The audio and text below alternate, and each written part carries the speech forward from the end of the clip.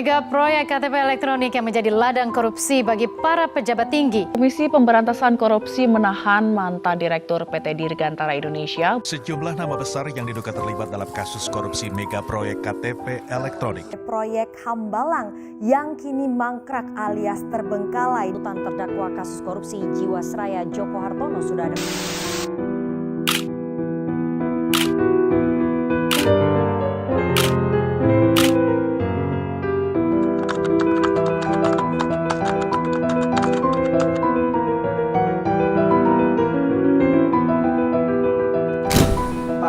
Assalamualaikum. Seperti yang kalian lihat pada tayangan sebelumnya, banyaknya media massa seperti TV, koran, majalah, dan media massa lainnya yang memberitakan tentang kasus korupsi di Indonesia. Berdasarkan IPK, Indeks Persepsi Korupsi Indonesia pada tahun 2019, Indonesia berada pada peringkat keempat di Asia Tenggara.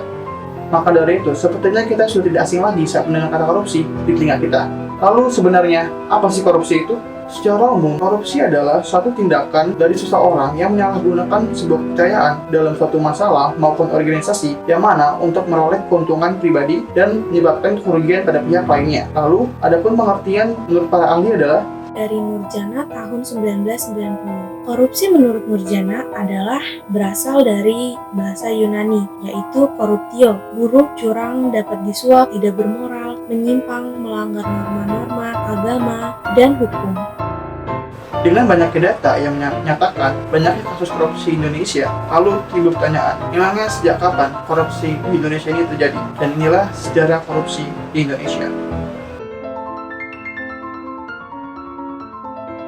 Sejarah korupsi di Indonesia. Korupsi di Indonesia sudah budaya sejak dulu, sebelum maupun sesudah kemerdekaan, di era Orde Baru maupun Orde Lama, sampai ke era reformasi. Berbagai upaya telah dilakukan untuk memberantas korupsi. Namun, hasilnya masih jauh dari panggang api. Periodisasi korupsi di Indonesia secara umum dapat dibagi menjadi dua. Yang pertama adalah periode pra-kemerdekaan, yang kedua adalah pasca kemerdekaan. Pada masa pra-kemerdekaan atau pada saat zaman kolonial ataupun bahkan sebelum negara ini terbentuk pada saat masih zaman kerajaan di Nusantara, korupsi di Indonesia sudah mulai terbentuk.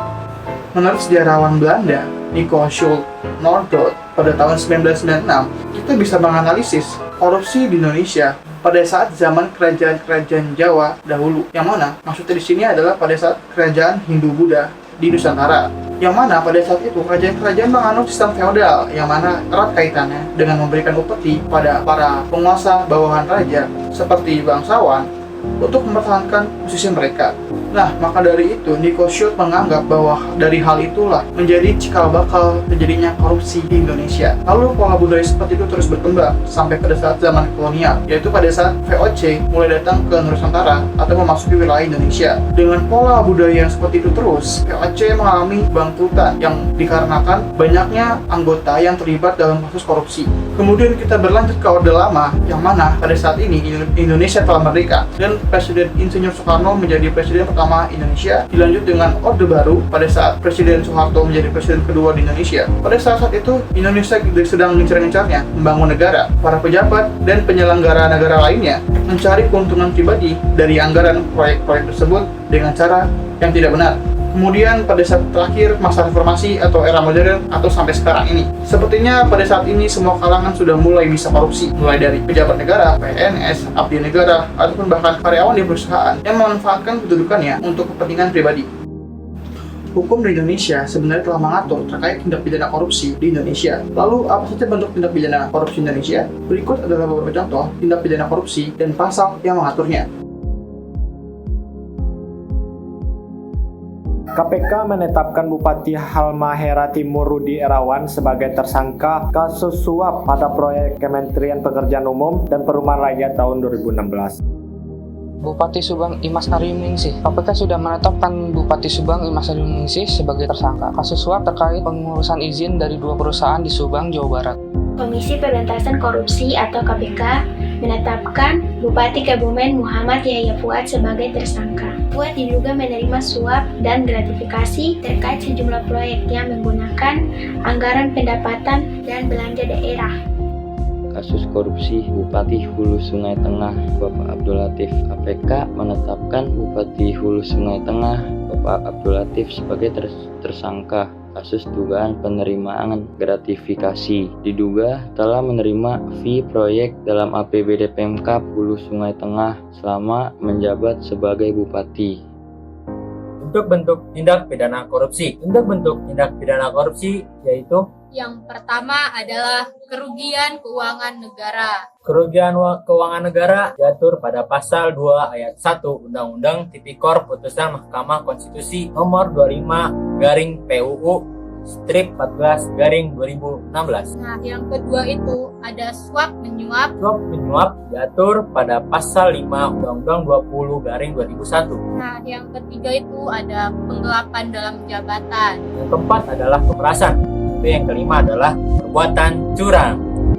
Nah, tindakan curang ini merupakan tindakan yang paling kita sering temui di keseharian kita.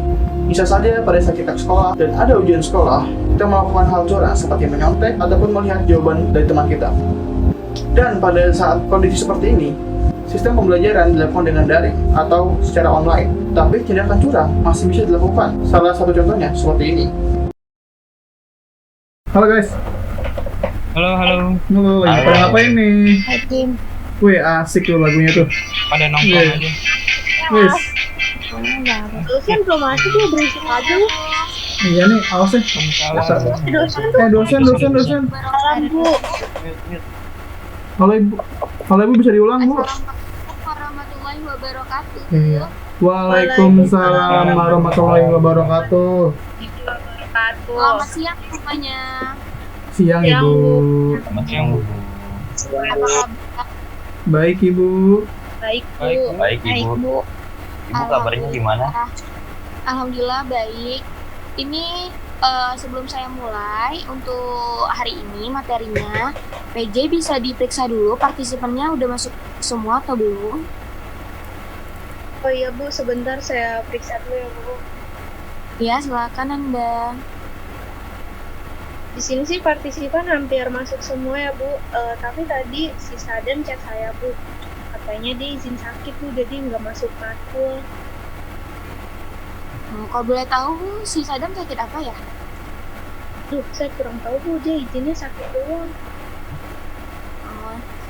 Mungkin dari kalian ada yang tahu Sadam sakit apa? Nggak tahu saya bu. Nggak tahu, Bu. Kurang tahu. Coba tanya sama Iren, Bu. Soalnya dia yang paling dekat sama Sadam, Bu. Iren masuk nggak? Iya Bu, saya hadir Bu. Hadir. Iren boleh tanya si Sadamnya sakit apa Iren? Kayaknya dia nggak sakit lah Bu. Soalnya tadi sebelum kuliah dia ngajain saya jalan Bu. Nah, jalan ngapain tuh? Kamu tahu dari mana? Dia ngajak kamu jalan? Iya Bu, dia ngajain saya jalan tadi Bu sebelum kuliah. Kayaknya dia lagi jalan sendiri Bu. Kamu nggak bilang bahwanya hari ini tuh ada mata kuliah Pancasila? Udah Bu, dia pengen jalan mungkin Bu, bosan mungkin dia Bu. Nggak tahu Bohong nih Ren, mana buktinya Ren? Orang dia izin orang saya yang aja. Mau saya ini Bu, Saya dikirim Bu. boleh? Ya udah saya kirim ini Bu. Kirim kemana? Ke Dimas ya Bu? Iya, dan nggak apa. Kirim ke bu aja ya. Udah tuh, udah saya kirim ke Dimas Bu. Oke ibu, Ya, saya izin share screen ya ibu. Saya share screen. Ya, Mas.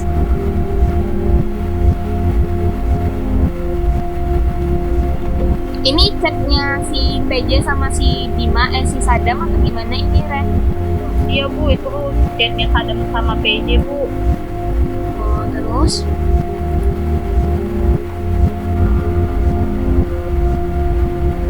Bisa di stop Mas? Oke, di sini ya. Sebentar ibu.